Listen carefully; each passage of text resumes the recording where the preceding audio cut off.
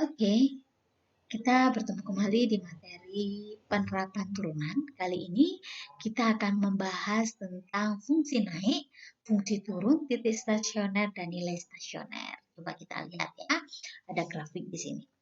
Dalam suatu fungsi, kita mengenal dua jenis karakteristik fungsi, yaitu fungsi naik dan fungsi turun. Kadang kita bisa mengatakan bahwa suatu fungsi itu selalu naik atau juga mungkin selalu turun.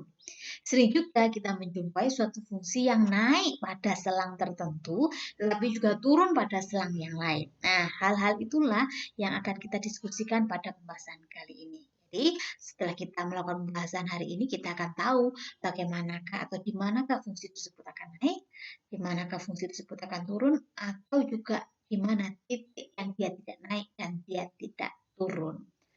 Fungsi naik dikatakan jika dia bergerak ke atas. Tentu saja seperti ini ya, kita lihat. Jika dia X-nya itu bergerak ke arah kanan ya, ke arah kanan, maka yang dikatakan naik itu ketika dia bergerak ke atas dan turun ketika dia bergerak ke bawah.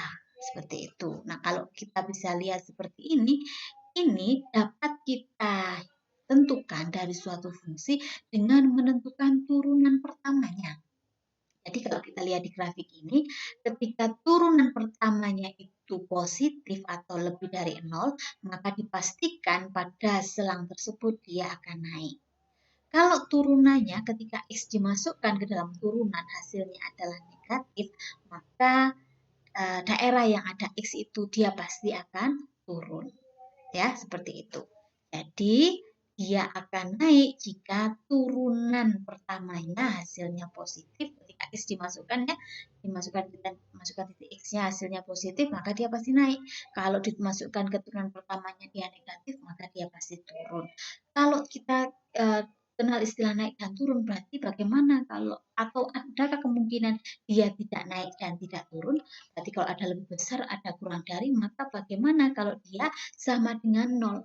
Bagaimana jika turunannya itu sama dengan 0? Iya.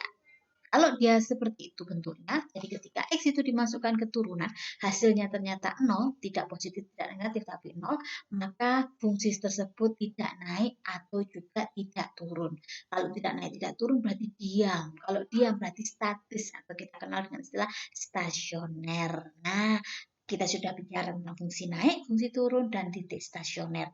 Nah, syarat dari titik stasioner itu apa? Nah, syarat untuk kita bisa mengetahui titik stasioner adalah ketika turunan pertamanya, ketika kita masukkan ke dalam turunan pertamanya, X-nya, hasilnya sama dengan 0, maka dipastikanlah dia adalah suatu titik stasioner. Jadi, misalkan ya, kita perbuat misal, titik stasioner itu diwakili oleh X dan YS, X stasioner dan Y stasioner, maka X itu adalah A dan YS itu adalah FA, di mana A ini kalau kita masukkan ke dalam turunannya hasilnya sama dengan 0.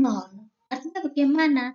Jadi kalau kita mau menentukan X-nya dari titik stasioner, maka kita harus pastikan bahwa ada X sama dengan A, di mana kalau A tadi dimasukkan ke dalam turunan pertama, hasilnya harus sama dengan 0. Nah, kalau kita sudah bisa mencari X sama dengan A ini, maka kita bisa menentukan nilai YS-nya atau nilai stasionernya, yaitu dengan mensubstitusikan, kita substitusikan nilai X sama dengan A ke dalam fungsi awal Fx. Jadi yang kita garis bawahi di sini adalah kalau yang jadi syaratnya adalah A dimasukkan di dalam turunan hasilnya sama dengan 0.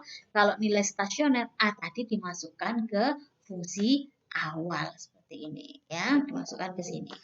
Sekarang kalau tadi sudah ada titik stasioner, kita mau bicara atau belajar tentang jenis-jenis dari titik stasioner. Ada berapa saja kah jenis-jenisnya? Yuk kita lihat di sini. Nah ya, di sini ada 3.